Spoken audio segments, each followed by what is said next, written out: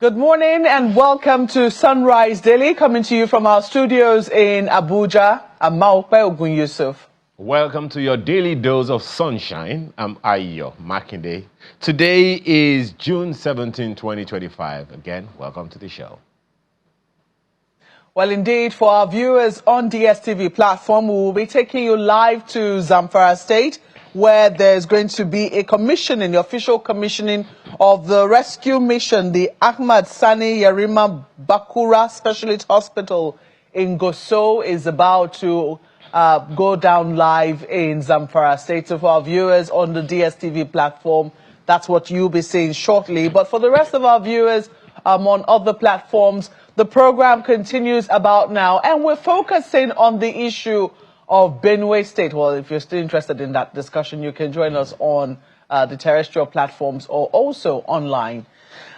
This morning, we are keeping our focus on Benue State, and we are going to be showing you what the president said. There is now talk that the president will be going to Benue State tomorrow. There's also been a number of high-profile visits to Benue State by the Inspector General of Police, Mr. Kayode Egbetokun, who was in Benue State yesterday. So also was the CDS, the Chief of Defense Staff, Christopher Musa. Well, they did a tour of the carnage that had taken place in the state over the weekend. And, it started Friday into Saturday morning. And they also had quite a number of things to say, which we'll be bringing to you shortly. However, the president spoke yesterday at one of the commissionings which he attended right here in the Federal Capital Territory, saying that he was going to be suspending his visit to another part of the country so that he could pay attention to Benue State. But listen to him and how he put it. Why I sympathize with the Benue people. I've spoken to the governor.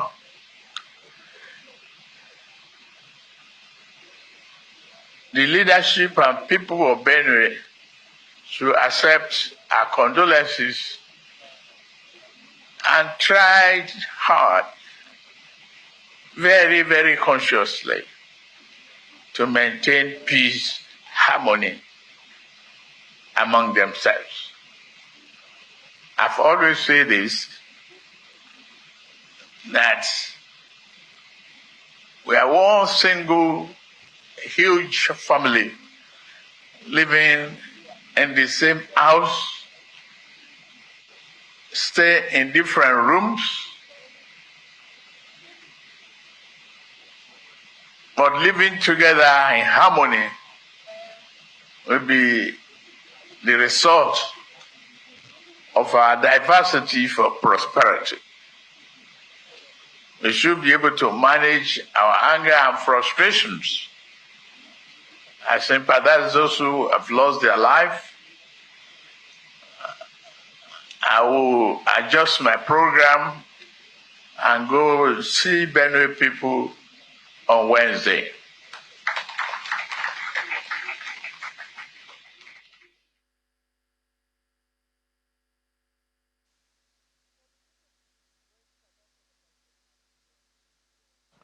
Well, we take a break. That's what the president had to say on the issue of Benue. We will be taking a break right now, and we'll be delving right into the matter when we come back from this short break. Please stay with us.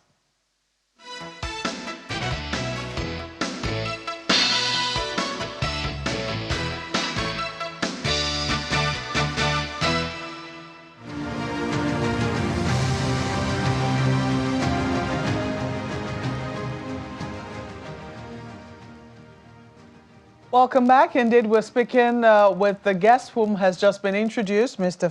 Fatai Owosheni, who is a former Commissioner of Police in Oyo State, I beg your pardon, in Benue State. Well, he's also served as CP in Lagos State as well, but he did serve in Benue State for roughly about a year. And he joins us this morning to take a look at not just the responses so far to the crisis in Benue State, but also what precisely could have triggered this latest wave of violence.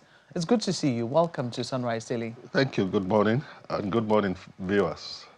I'm sure that the places that were mentioned, Yelwata in Guma local government area, you're no stranger to that place. You also, saw the protest that happened in Makodi with people asking that their lives be protected, with people asking for better from the government that, should be serving them. And I do know that, that certainly would have got you thinking as to what precisely could have happened this time around. So, as somebody who served in the state, who has been privy to previous intelligence, because we know that this is not the first time has happened in Benue State. This is the latest in a long line of attacks that have happened to the people of the state, even this year alone.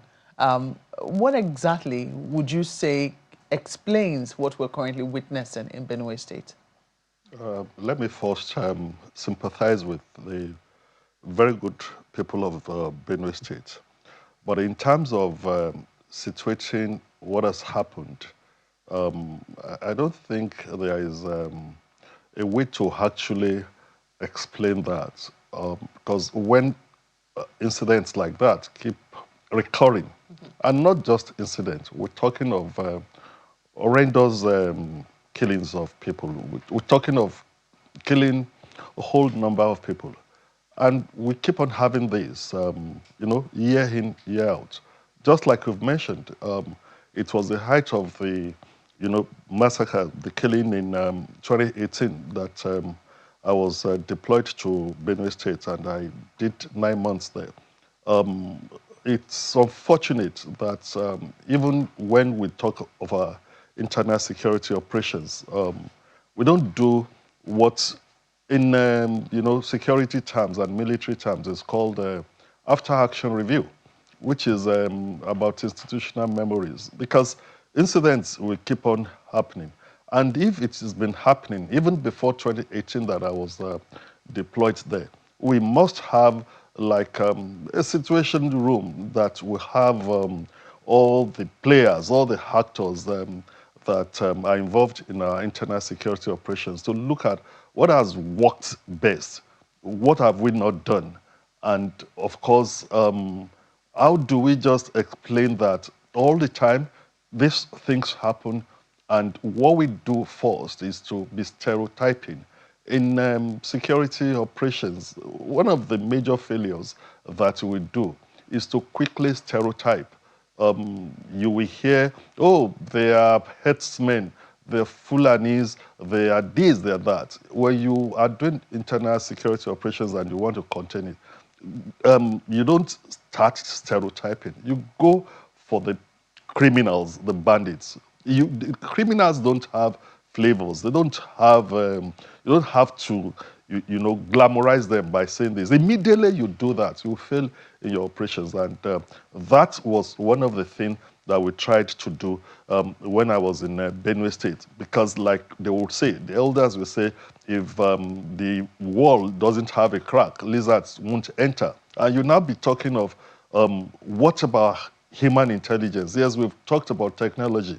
The people that went in there overnight won't just appear suddenly from nowhere. They must have been, hiding in some areas. Some people would have seen them.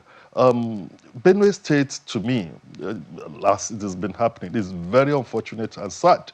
A lot of interplay of things. And once and for all, we must, our security operatives, the head of the security institutions must be able to sit down. Yes, you can't stop crime totally, but this is not just a crime. This is insurgents. This is like a terrorism act. And the same kind of actors have been doing this. With what we did within 9 months that I was there, we were able to put the things under control to an extent until they brought in Operation Ayagbatuma or something like that. It is sad. I feel that our security heads must, re-engineer themselves. We shouldn't be working in silos. As of the time I got to Benue State in 2018, we had the Forest Guard, we had the units, they call Operation Zenda. And of course, everyone wants to outdo each other. When security people are working and you want to outdo each other, you will fail. You mustn't work in silos. There are elements that the military must do. There are elements that the police must also do.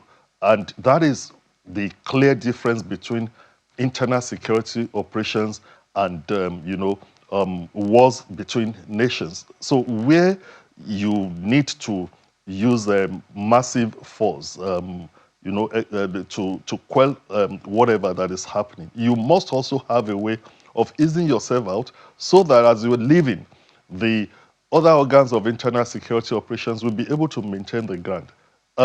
This kind of incident is like asymmetric warfare. It's different from when a country will fight another country. You won't know where this element will come out. So that is why there must be presence at all times, which probably, between the military and the police, they must agree on as to what we do.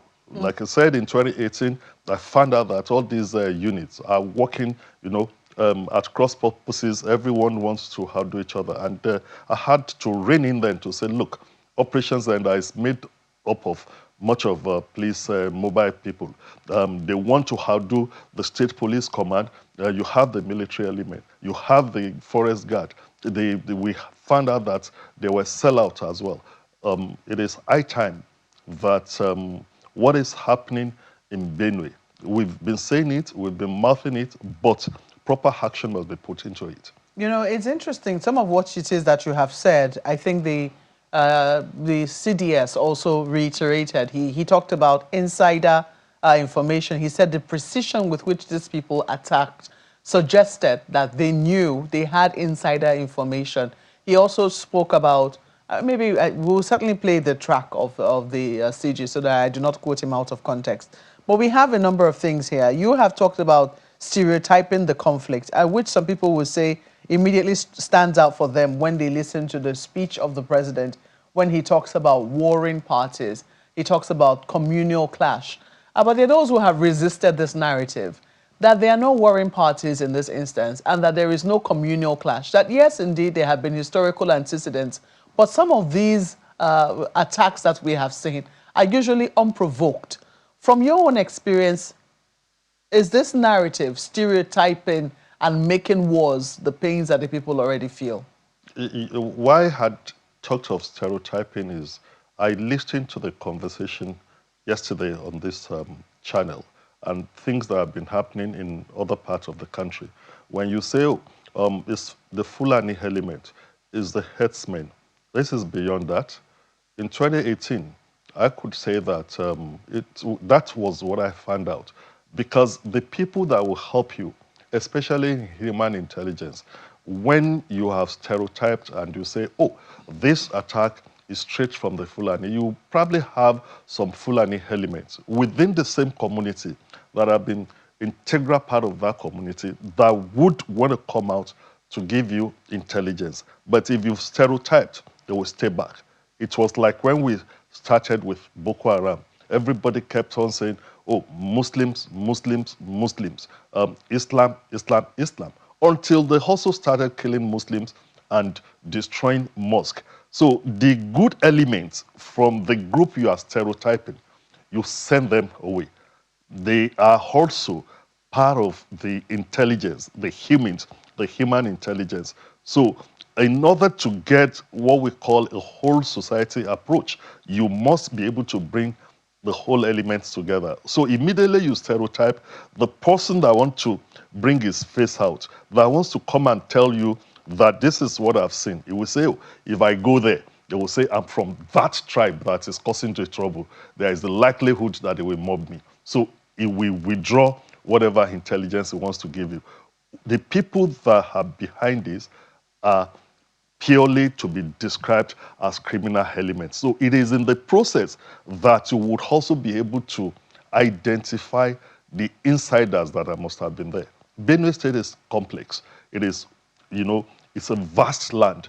There are so many areas, through which you can penetrate the state. Yelwata is like a border place to Nasarawa. Indeed. In Guma local government. In this instance, the governor of the state did speak to intelligence. He said that the governor of Nasarawa State, he thanked him for sharing intelligence with them. Yeah, he said Yeah, that they shared some intelligence which left one woman dead on the Nasarawa axis. So I don't know if there was intelligence and there was word from the governor of Nasarawa state that such a thing was going to happen. We're not privy to the extent of the intelligence. How come is it then that this particular conflict or this particular, massacre was not prevented? It is even a good thing that they're sharing intelligence now. Before, it used to be that Benue will accuse Nasarawa of shielding these people. Because Yelwata, Daudu, those are the border areas. And these infiltrators have always come from there. There are elements that some people would say, oh, they are not even Nigerians. They have their distinct characteristics. And if the intelligence is shared, how much of it did the security people use? And that is where working in silos would not help. In things like that, and since we've been having this Benue State, it has to be, coordinated, integrated, massive deployment. You don't just put maybe 5 soldiers here, 5 policemen there. We're not talking to each other. Everyone is working towards, let it be that they will say, oh, it's my institution that, that have stopped this. So you think that could also be part of the reason why this major thing that is affecting our internal security operations is because we don't have a true and genuine integrated approach to what we do. On the surface, the heads we talk together, they'll say we're working together, but on the ground, it's more of people wanting to outdo each other. And it will not work for us. Let's take a listen to what the Inspector General of Police said, as well as the CDS. On behalf of the Nigerian Police Force, I extend our deepest condolences to Your Excellency, your government and people of Benue State, the bereaved families, and all citizens who have been affected by this attack. I'm sure, Your Excellency, you have spoken with Mr. President on this incident.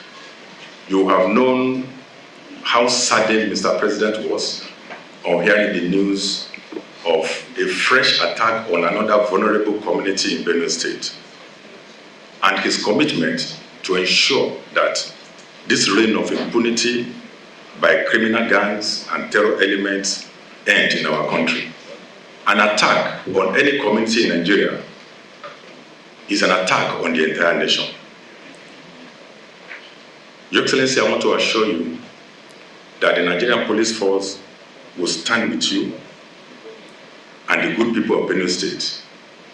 We are going to continue to work tirelessly with you and in close synergy with other security agencies to ensure that peace, lasting peace, return to Benue State. The very day this carnage took place, you called to condole with us and to assure us of your support and your team. And today you're here yourself, just within days, and after this you're going to see for yourself where the incident occurred. We are bleeding. We are in sorrow. I believe your visit is going to uplift our spirits and build within us formidable assurance of the fact that we are not alone, and you continue to be there for us, to support and to do this journey together with us. Well, that was the governor of the state responding to the statement by the IGP. Well, Mr. Uwashini, there are those who are alleging political underpinnings to this.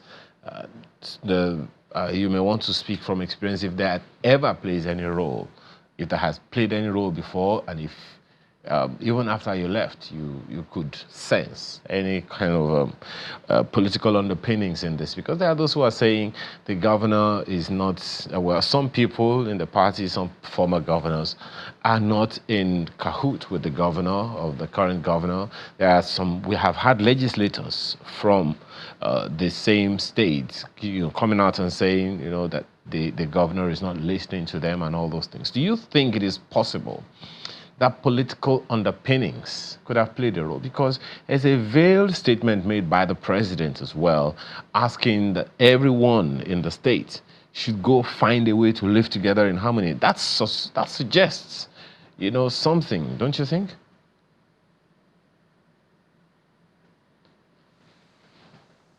That is unfortunate. It is not right.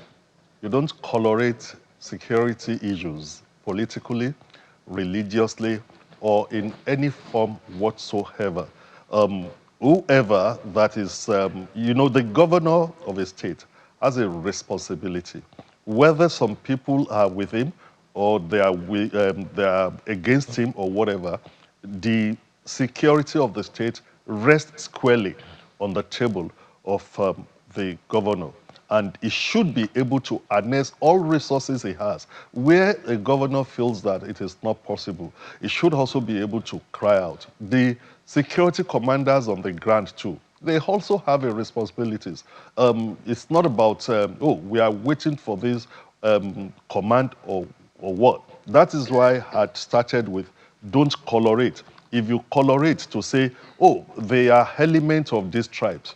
When I got to Benue State, they were coming up with, there are elements of this tribe. If you do this, because the president is from this tribe, they will query you. No, I knew then that I had a responsibility to the constitution of this country. I had a responsibility to the people of that state. And that is what every security commander should have in mind when tackling this. So it will be sad to now start colorating to say, the governor is this. The governor too should be able to boldly come out to say, yes, I have these resources.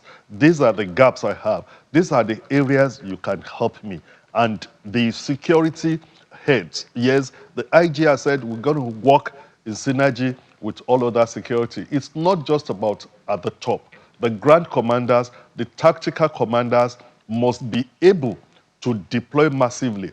The situation in Benue State and in some other states require massive deployment. It requires using all whatever tools that you have. And it's not just when you deploy, you must be able to sustain it. After sustaining it, if you have a win, you should be able to say that, to say, this win we have, what are the elements that make us to succeed? What have we not done right? That is where you would talk of the United States and whatever. The US started what they call knowledge management, best practices, after action review, lessons learned. So those are the elements that we seem not to be putting together, and the need to properly do a genuine integration when we are doing such an operation. Well, Mr. Osheni, there is another fear that has been expressed. Senator David Mark. Well, Ayo was, he also, I think that the Okay. words of the Inspector General of Police were very telling, because he talked about attack on another vulnerable community. He didn't talk about intercommunal clash. He didn't talk about warring parties. Do you think that there is also a misinformation going on somewhere? Because, yes, the president has said he's going to visit Benue tomorrow, but on the ground, do you think that he's getting the right intelligence which should inform the speech that he gives to the people of Benue and also to the country at large? That is where narratives now come into place. You must get, a proper assessment, a threat analysis, a proper assessment of the situation in ground. You know why this is painful? We're talking of, because the Yelwata Daudu area, they have a lot of IDPs there. These are people that have otherwise been pursued from their homes to a place where you have kept them. I won't see any reason why we would not be able to provide the basic security for them. We know this has always been recurring. So it is not about just deploying, you know, in bits and pieces. We must be able to sustain our deployment. And from what we've listened to, if the proper narrative is not being given, if it is what they're telling the president is about, look, the governor is not listening to this, there's a political divide in the state. There will always be political divide in every state. I met the same political divide. But it is now left for the security people to take themselves out of that. I would not expect any security head, security leader to be talking of a political divide. You have no business as a security head with whatever that is the political divide. Yours is to discharge your obligations to the society to make sure that, you know, the responsibility that is given to you to secure the people, to ensure that people live without, you know, let or hindrance. You are able to discharge on that. So let the politicians be talking their politics. You face your security work. And I would now expect that the security head, the CDS, the Chief of Army Staff, the Chief of Air Staff, we have one of the, you know, the biggest Air Force base there. They must sit down together. And when they do that, they also must walk the talk. They should be able to pass that to the commanders on the ground, to the tactical commanders, not after the television talk. When you leave, your tactical commanders bring in attitudes. When I was in Benue State, I was lucky, and I'm grateful to God. I had the special forces of the police.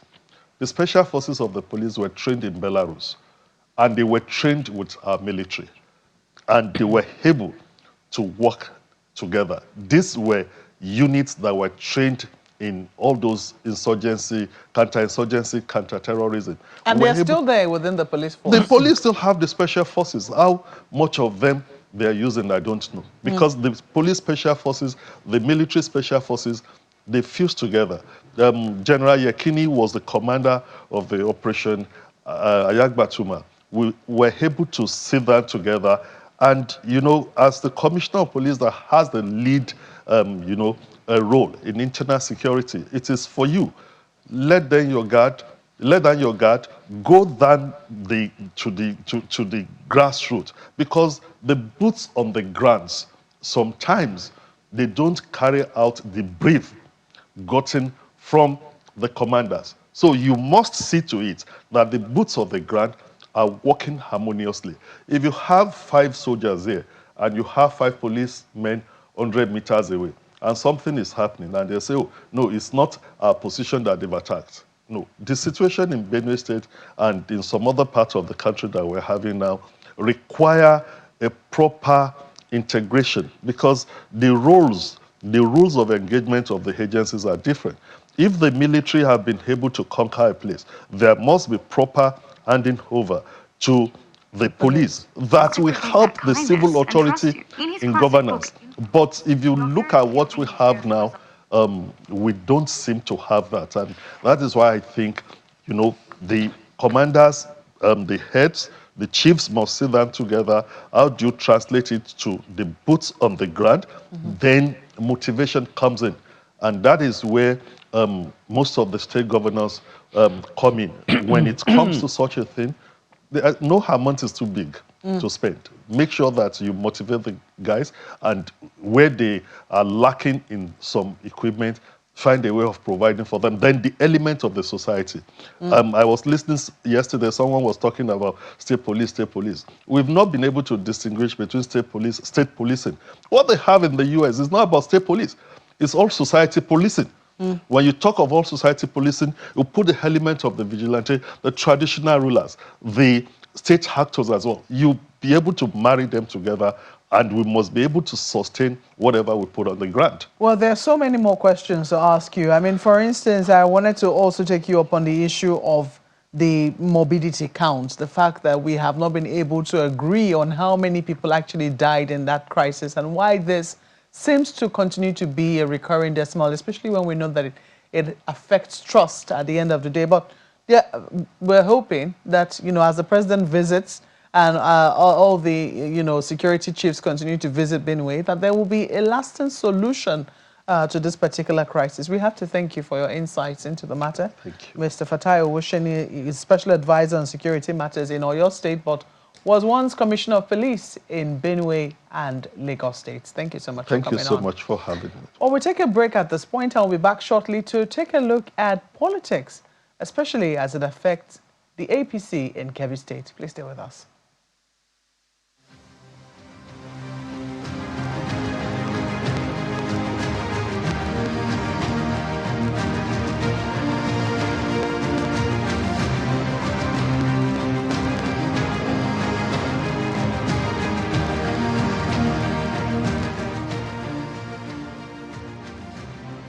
Thank you so much for staying with us still. Well, politics in Kebbi State is right now what is at the center of our conversation. And what's the hullabaloo? There are those who are saying that a former Attorney General is playing a significant role and is a significant factor, while some are also, of course, naturally against that one. What's all of that about? Please, let's hear from Usman Mohammed Anache, who is a coordinator, APC Youth League in Kebbi State. He's also chairman of the Grassroots Advocacy for Peace and Good Governance. Thanks for joining us this morning.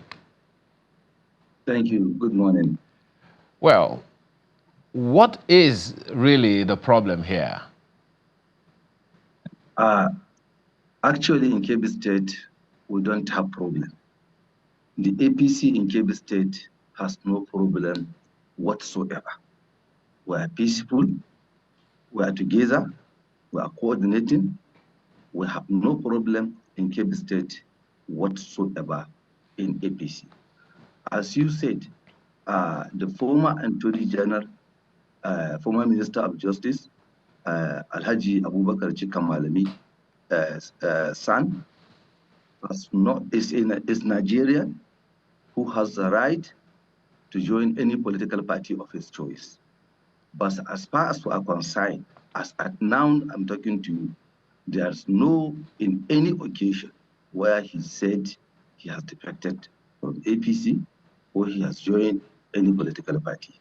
So as far as we are concerned, until when you declared that you are out of the party and you have joined another party, that we agree at the APC that yes, you are now not a member of the APC.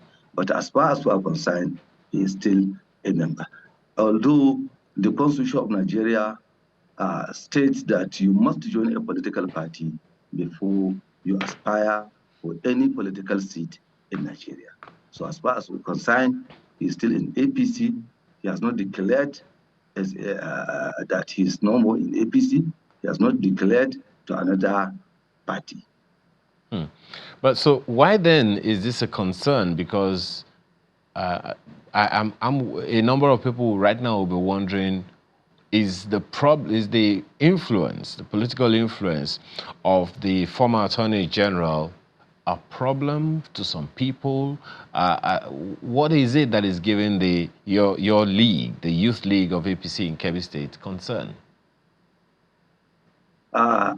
What gives us concern is that we have adopted and we have agreed for His Excellency Comrade Dr. Nasir Idris Kaurangondo, the President Governor of Kebbi State, to continue and to be our candidate in 2027. And we have already recently, on June 12th, did a loyalty walk in Abuja from the old parade ground to the provincial villa, giving our support for showing our solidarity and support to the President of the Federal Republic of Nigeria, President Aswaji Ahmed Tinubu, and our Governor, Comrade Dr. Nasir Idris Kaurangondo. So as far as we are concerned, as I told you earlier, actually we are not aware of any candidate declaring his intention publicly or secretly that he is aspiring. So what we did in Kebbi is we adopted the governor, the present governor, to be the next candidate of APC, God willing, in 2027, to repeat the another 4 years. You know, historically in Kebbi, our politics is always peaceful. And as such, if you observe the way the governor is handling the state, whereby we have all the cooperation of every prominent politicians in Kebbi State. They are now together with the governor of Kebbi State. You can recall recently, even our 3 famous senators in Nigeria has now decamped and joined hands with the governor. They are now all of them in APC. And all the former governors of the state, they are now together with the governor, working together to see how they will move the state forward. So our politics in Kebbi State, as far as APC is concerned, is stabilized, and we have no problem, whereby all the prominent people from all other political parties have now merged and joined the APC. So the issue of rumors, hearing, or whatever is just from the normal noisemakers who are always making noise, that if they didn't make those noise, they may not get. So some of them are noisemakers for almost 40 years. They are still making the same noise. Some of them are crisis creators, so that they will create friction between the leaders, so that is the only way they can get. But as far as possible as we are concerned now, inshallah, they are not going to succeed. Our politics is very clear and okay. Well, Mr. Anache, do these rumors include calls by an ex-APC chairman for the former Attorney General to join the governorship race? Does it also include calls by former governor of Kaduna State for the former Attorney General also to join the governorship race on another political platform? Are those the rumors you're talking about? That one is their own right to call for anybody to join them. So if the former Kaduna State governor decided to quit APC or to join another party, it is his own fundamental human right to do so. And he has been a minister, he has been a governor under the APC. And if he declared that he's going somewhere, he's free to go. If he wanted to contest for any position, he's free to contest.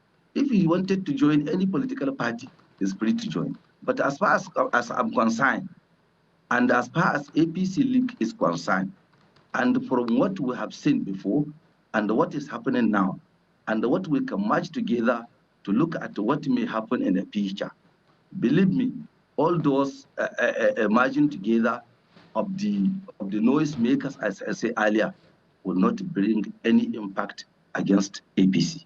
APC has come in formidably to start. So all those ones, you know, some of them has been tested in one way or the other, being a governor or minister or whatever, and we have seen what they have done. So if they have anything that they forgot in the office or whatever, that they want to or sit president or whatever, let them contest. Let them contest. Already, even before some of them didn't win the election based on their own credibility. They win the election based on the credibility of General Muhammadu Buhari as at that 2014-2015 election. So now, if they can test their own ability now on their own without using somebody's name or somebody's ability, let them go ahead. That one is not a problem. Already democracy, don't forget, is not a one-party system.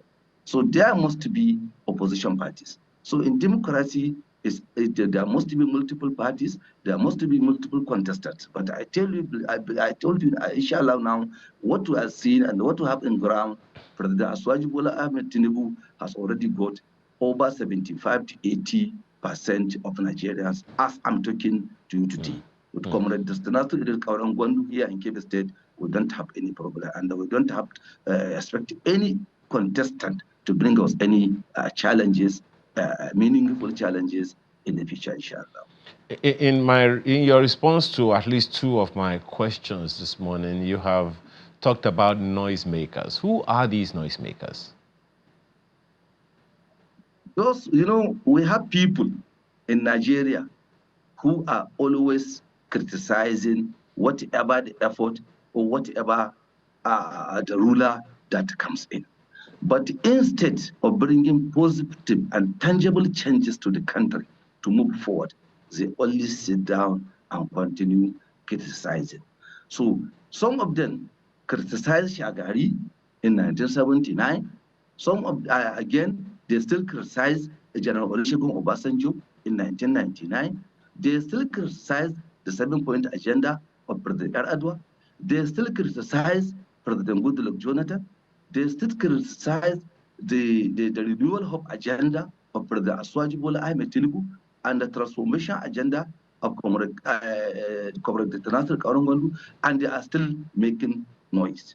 So since their own job is to make noise, they will continue making the noise, and inshallah, Aswaju will continue in 2027. I see that you don't want to mention any names, and I know my colleague in Abuja will want to join this conversation as well. But it would seem like even the person you are talking about, the Attorney General you're talking about, Abubakar Malami, hasn't really spoken about whether or not he has defected, has he? That's what I'm saying. That as far as we are concerned, he's still an APC member. He has never, even one time, even on one occasion, declared. Do you think it might be a good idea for him to come out and say it himself, so that at least everybody will not be in doubt, and then maybe these noisemakers can keep quiet? And he's not among the noisemakers. He is not. He is not the one. I'm not saying that he is one of them. I'm saying that so that at least the noisemakers can keep quiet once he comes out himself to speak. And said it, that is fine. And it is on fundamental human right. Okay. All right. Yes. All right. Okay.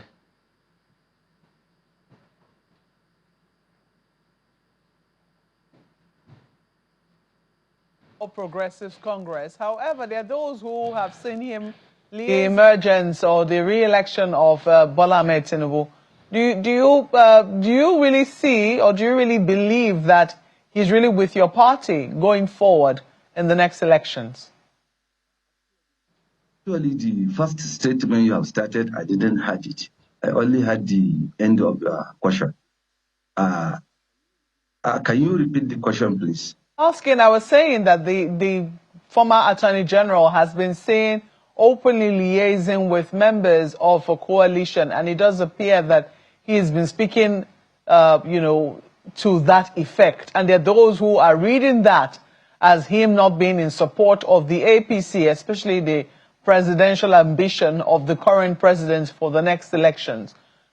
You're not interpreting his movements like that, are you? No. You're not interpreting his movements like that, are you? No, you can't interpret the body language in politics. You cannot do politics in isolation or in a room. You cannot judge someone from his body language in politics. You allow him to declare. There is no way you can contest without declaring your intention, without joining a party, without going for a primaries election, without being elected under a party platform. So if you said you are judging somebody from his body language, you are making a wrong judgment. What if you're using the body language to work for the APC? So you cannot judge someone from his body language until when he declared openly, which he must do if he want to contest on any party. So we don't want to judge anybody from his body language. What we know is he's a member of APC and he is still in APC. That's what we know.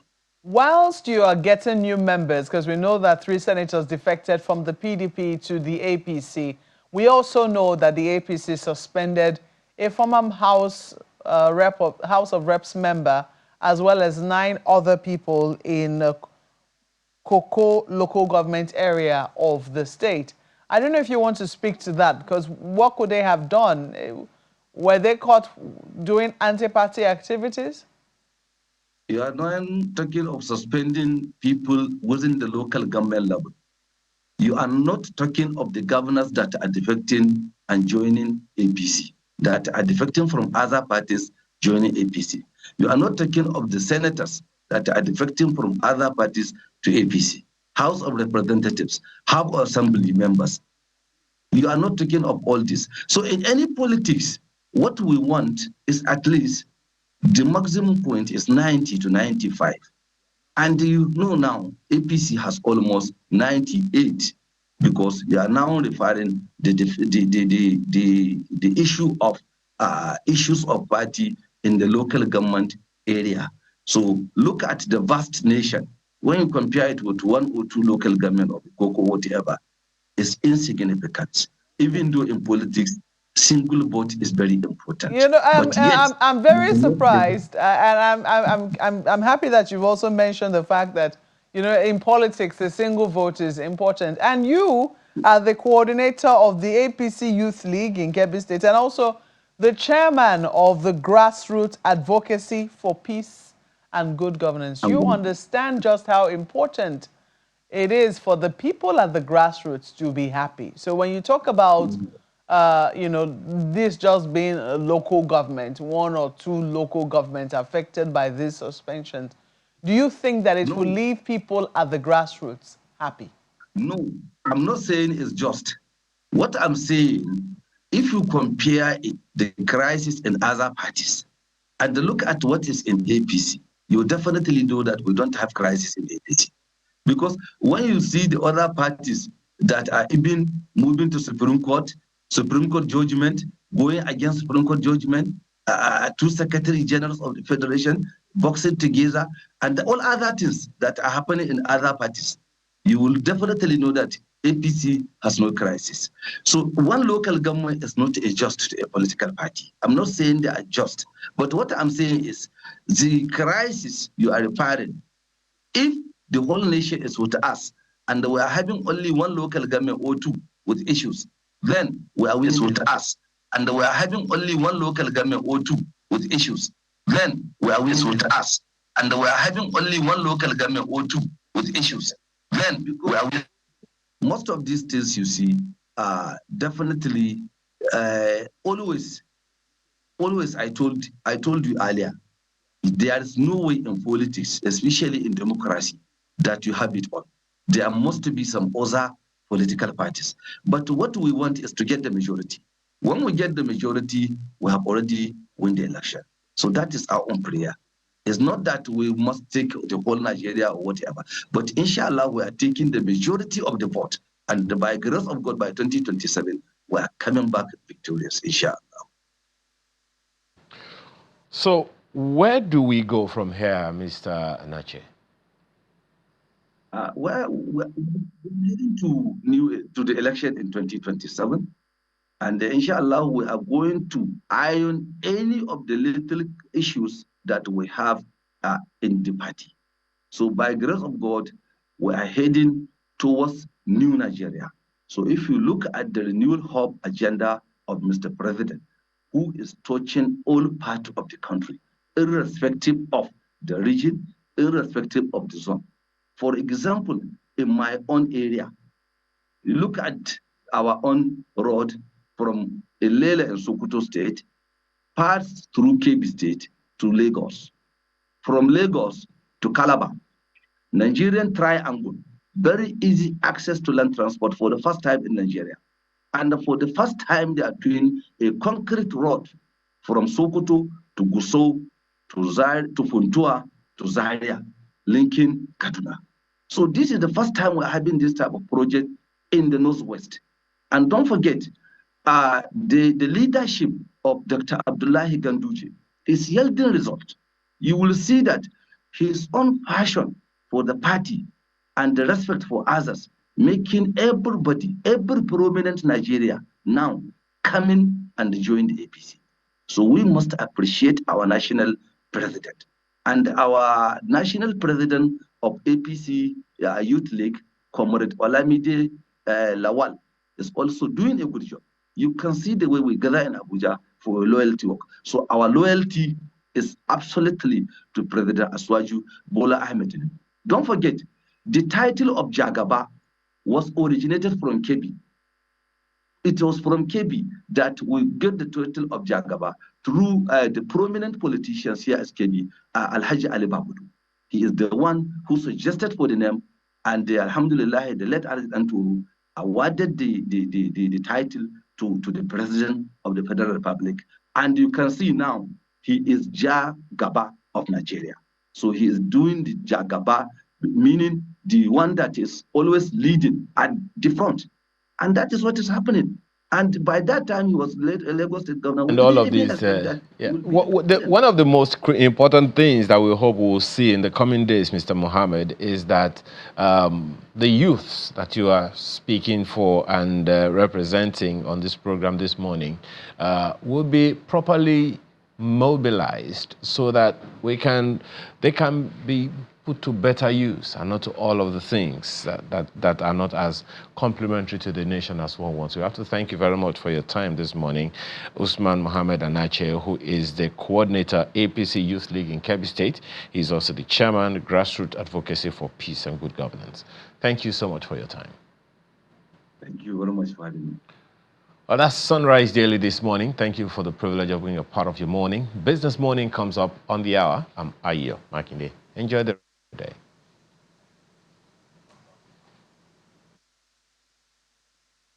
And I'm Maupe Ogun Yusuf. Thank you for watching.